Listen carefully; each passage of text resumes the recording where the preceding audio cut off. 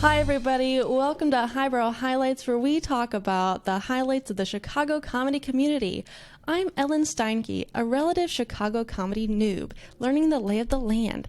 And I'm here with two relative Chicago comedy veterans, Caleb. Hi. And Tom. Hello. And we're all part of Highbrow Lowbrow, a comedy production group here in Chicago. Later on in the episode, we're going to talk about where to find auditions in Chicago, some little resources online so you can audition and become the next star, or just have fun and stay out of trouble and off the streets. Yeah. Yeah. That's what we're here to keep the Utes off the streets. Keep the youths off the streets. That's our main purpose. So, let's get to the news. What's the word on the street, people? So, both The Daily Show and Stephen Colbert's Late Show. Oh. Ooh, double oohs I got. Wow, that's exciting. Mine was just for Colbert. I want it to be known. They are coming to Chicago for the Democratic Convention in August. Wow. So they will Right. both be here August 19th to the 22nd. Stephen Colbert will be doing his show at the Auditorium Theater. And then, interestingly enough, the Daily Show will also be doing shows in Milwaukee for the Republican National Convention. Interesting. Oh. And what are they doing there? It's part of their Indecision 2024 election coverage. Oh, is it like Yeah. Jordan Kepler and all that? Yeah, he's probably going to assume. finger the pulse and interview some Trump supporters and people wearing funny T-shirts. Ah, Kepler. I feel like it was just yesterday I was holed up in my apartment in 2020 and watching. Well, I mean, he got his start here, World News Tonight at I.O. Oh, Did yeah? he? Yeah. Oh, cool. I feel like that was really popular, like, in 2020, and, like, it's kind of, or, like, All Gas, No Breaks was doing stuff, and then Sacha Baron Cohen stuff, or, like, Borat 2. Sure. It's all kind of that style of, you know, man on the street, Yeah. like, stop talking and let the other person talk until they sound stupid. Right. Yeah. That's Then cool. the pandemic. But let's catch up a little bit. What's up, guys? I got back from my honeymoon 3 weeks ago. Oh. But still talking about it. 'Cause Yeah? it was so cool. So I highly recommend Paris and Rome. Cool. Also highly recommend Paris right before the Olympics because it is very clean. Oh, Yeah, it's super nice. very cool. I also went on a romantic getaway with my mom to Mackinac Island, Aw. Michigan, of the world's largest porch and a bunch of fudge making candy shops. Wow. How about you, Ellen? What's going on? I went on a romantic Porch sightseeing tour. porch sightseeing tour. No, my mother was in town. She's Nice. making her way across the Midwest. She's a professor. Her summer's off. She's booking it around the country. She stopped in Chicago for a couple days. Nice. And I don't know, we did the architecture boat tour. She hadn't done that before. Nice. And we had really good pesto lasagna. Ooh. Oh. Anyways, yeah, it was good. That's good. Wait, hold on. Where was this pesto lasagna? Rewind. No Nina? No Nani? Oh, I Googled No Nina, and it's just this woman's vlog, and the top one is, "It's been a rough month." Oh, no, Nina. Oh, No, Nina. No Nina. Have some pesto lasagna. You'll feel Aw. better. And so we went to Oh, go see nice. the Mainstage show, and Nice. I was really excited because I've been like going to the third acts a couple times in the last couple weeks, and like they've been testing out sketches, and it's been super fun. And I saw the second half, so I hadn't seen the first half, but the show was like constantly changing. So I saw the first, second, and third act, and I just had a blast. But I always forget that it's not very family friendly, and I don't think my mom had a blast.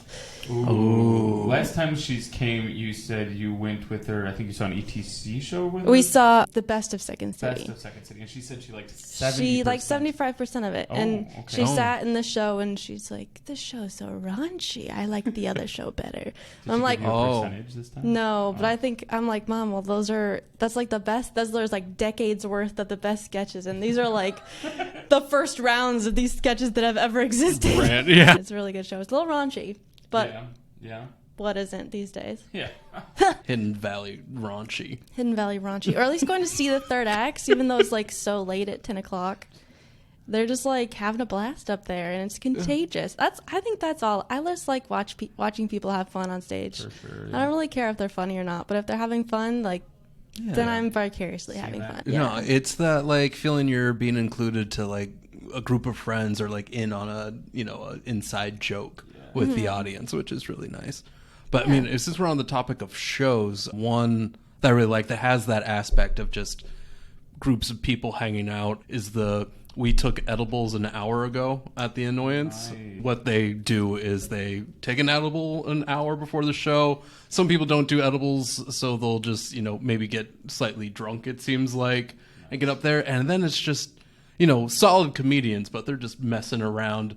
And they have a button on the wall that is like the white button. And they go up and they slap that. And then from the projector screen and everything, they'll throw in these kind of like trippy gifs or like eagle type stuff to try and get with it. And then they do encourage the audience to be slightly inebriated as well. Good. I was only like 2 vodka sodas in, so I was probably one of the most sober people in the audience, and I still had a good time. Nice. I saw Annie Up because I was in it. Oh. What? Every about Tuesday. It's long form improv, and then there's like a coach, but instead of coaching you, they just perform with you. And there's no rehearsals. We just get up there and we perform. And it's a grand old time. Awesome. I listened to an awesome podcast, Mike Birbiglia's show. He had Liz Allen on, and she's a local Chicago improviser. She's actually working at A home comedy theater. Yeah. She taught at IO for a while, and she's just been in the scene for a super long time. Nice. She took classes with Del Close. Like, Del Close was literally her What? instructor back in the Damn. day. And she helped Mike Birbiglia on a movie he made years back, which was like based around an improv troupe. And so she helped the team get ready and everything, and she coached them. And it was just really cool hearing a lot of like old Chicago improv stories and just like her philosophy with stuff. Was it Don't Think Twice, the movie? I believe so. Yeah. Okay, With yeah, yeah. Michael Key and Yeah, exactly. So it was really interesting, and it's just cool to hear some old like Chicago improv stuff and just like kind of different theory, because Birbiglia did it for a while in college and stuff. Obviously, doesn't do it much now, but he just kind of got into it with her, and it was really cool. Yeah, I'd love to listen to that. Let's go to our highlight of the week. Highlight of the week. It's in honor of Asian American and Pacific Islander Month, or AAPI Month. Oh, nice. Or just as a cool show this month, anyways. It's the Asian Persuasion comedy variety show, and it has shows like Stir Friday Night and Asian Takeout, Victor Wong Fellows. Evan Mills is going to be there. And it's at IO, May 26th, 8 p.m. So check it out. And then another kind of exciting thing related to that is Stir Friday Night is going to Amsterdam, the Boom Comedy Festival in Amsterdam this summer. Oh, wow. Wow, that's awesome. It's a good trip. Yeah. And they're raising money. So they have a fundraiser on Monday, May 27th, Memorial Day. It's like a dinner, which looks like really delicious. It's at Sunwa Barbecue.